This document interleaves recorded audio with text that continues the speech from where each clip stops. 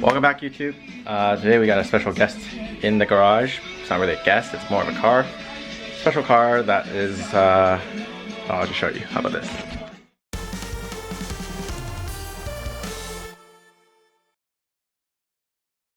How about this? Alright. I think you guys know what this is. And basically all we're doing it right now is we picked up this car at the port and we drove it to the shop and it was misfiring quite a bit. So I'm going to start it up to show you guys what's wrong.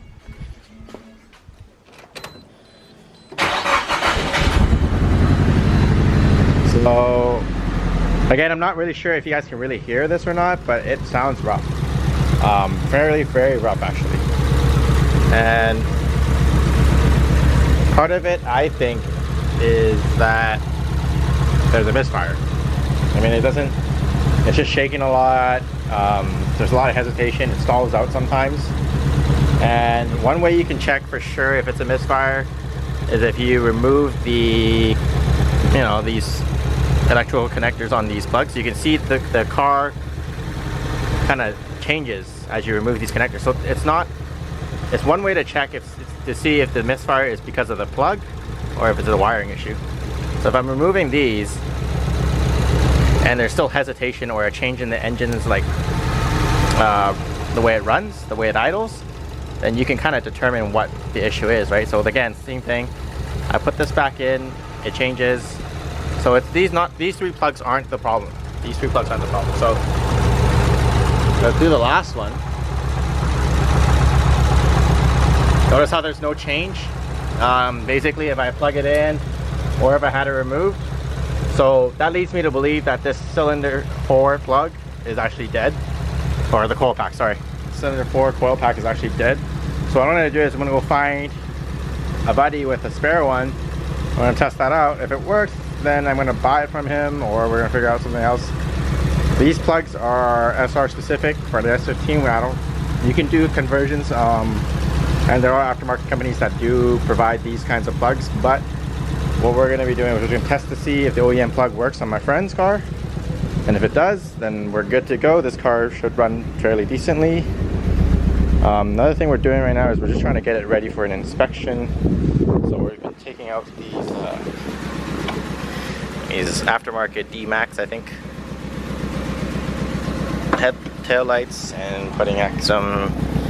Honestly, I like those OEM ones actually more, but yeah. So they're gonna go back in. I'm just cleaning up the edges a bit. This thing looks like it's been drifted through the dirt. There's a lot of like crap built up everywhere. I mean, overall, this car is actually pretty clean. There's a killer amp in the back. I haven't really fired up the sound system. But yeah, the interior is mint, just some wear on the Recaros that I think Sunny is gonna keep. But outside of that, this car is fairly decent for what he paid. I'm quite surprised. So anyways, we're just gonna shut the engine off for now. And so we get the other coil pack here. I'm also gonna change out these wheels for my drift spares because Sunny doesn't want these. Well, actually Sunny actually gave me these. Got these in a trade, so I'm happy with that.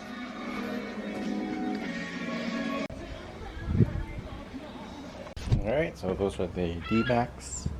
These are the stock ones. I think the stock ones look a lot better, but that's just me.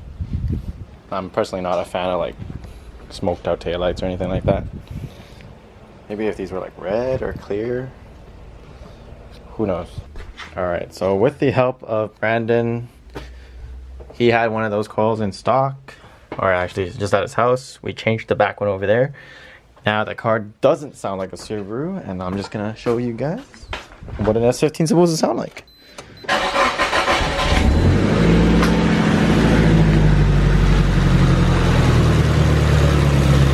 There you go. Lot better. Yeah, so that's a lot better. Engine shakes a lot less. Probably still some things we can do to it, but for now it's not at least running on 3 cylinders. So that's enough for today. Alright, so now back at the Civic. Worked on the MR2 for a little bit. Just because we're waiting for the tow arms. So yeah, it's kind of the problem with having a small garage. If a project gets stalled like this, we're kind of hooped. But right now there's other parts that came in so we can put these in, which is pretty good. Just hoping everything is here. So yeah, we got these lower control arms, the brace, and the tie bar. So everything looks pretty good. We're gonna put these in today. Hopefully the tow arms come in sooner than later and we can get this thing all wrapped up and aligned. So obviously this car didn't come with a rear sway bar, so we're gonna have to look for a new rear sway bar, but we got this reinforcement plate. So we're putting this in first. I'm gonna take off the 14s here, and here.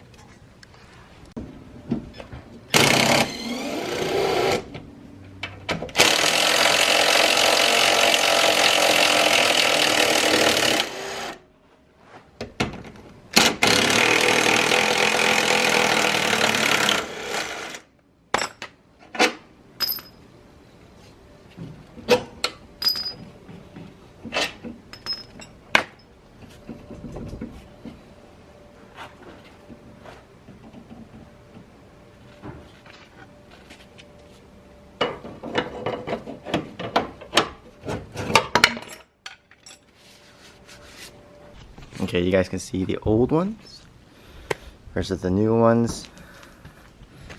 Nice new bushings. This thing looks like, you know, standard aluminum parts, but quite a bit lighter than the stock OEM stuff. I would say that this probably weighs like 4 to 5 pounds. This probably weighs closer to like 2 to 1. Alright, so we're gonna pre-assemble this bracket together. So this block pretty much goes right here. As you can see, it goes there with the flat side facing against the brace. This is for the hole. There's going to be some tiny screws that you can take and put into there and screw onto that. Let's do that first. And these will go on the back side, which will slot in here, which will be for the sway bar brace. And these ones, I believe, go right here. And then you're supposed to put the tie bar like that below it. So let's go ahead and get all that kind of mocked up. Okay, so I've pre-assembled the brackets on. Got the lower tie brace ones pre-assembled as well. They're just snug, they're not tight or anything. Just gonna move them around later. So now we're gonna put this onto the subframe. We're gonna use this part to hold the other end of it until we get a sway bar, and then we'll put that here.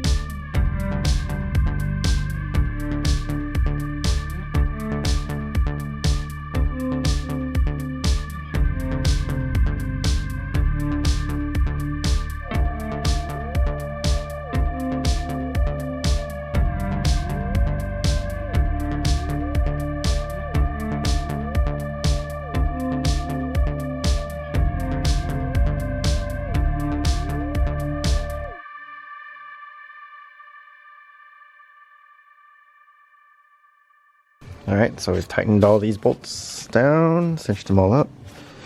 It's pretty beefy. Just gotta do these control arm bolts and then we're done for now. Just waiting on those tow rod bolts. Don't mind that hole we had to cut. We'll get those welded up. But yeah, that's it for now. See you in a bit.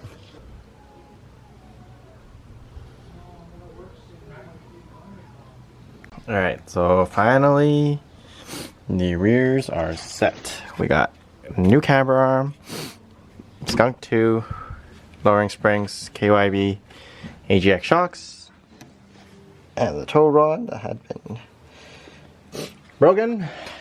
A new compliance bushing, so this in here is pretty good. New lower control arms. So I think for suspension right now, as is, I think the Civic's pretty good. We're probably done with it for a little bit until things we just want to just upgrade or like change out these arms for like the ones with the spherical bushings. And yeah, pretty happy with it. Looks gorgeous. Now we just gotta get the fender lip here rolled up so we can get the clearance we need for the tires. And we have a slammed sexy Civic. Alright guys, so I bought one of these Eastwood fender rollers. I've gone ahead and started with this fender. This is the clean side, the other side has rust on it, so it's gonna look even worse when I do it. But right now, I think I've done a pretty decent job. You can see there's no break in the paint from rolling it. So I'm just gonna take one more pass at it with the roller on like a vertical slant. So basically I've done it like here, pressed it up.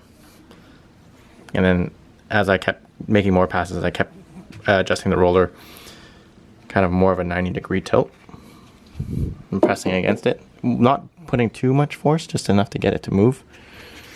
I think I've done a pretty decent job. And that'll clear our new 16-inch tires. Alright, so this Civic does have a fair bit of rust in some of the parts of the car. Not all the way through. Probably gonna do a repair, especially right around this area soon. But for now, we can just roll it.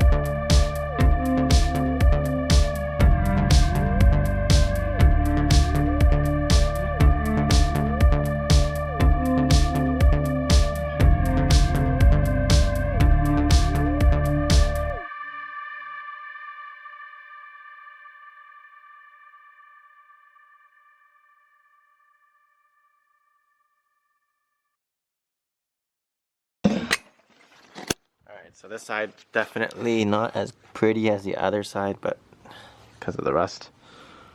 But we still managed to get an okay roll. And again, you compare it to the other side, this side's pretty good actually. Focus that, yeah, look at that. So hopefully no more rubbing. Bolt it all together and we're good.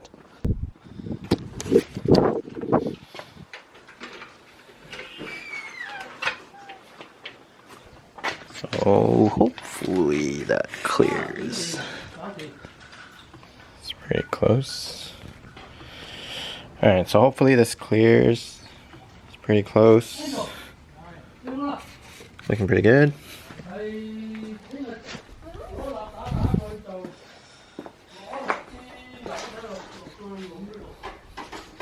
Alright, off to the aligner shop tomorrow and good.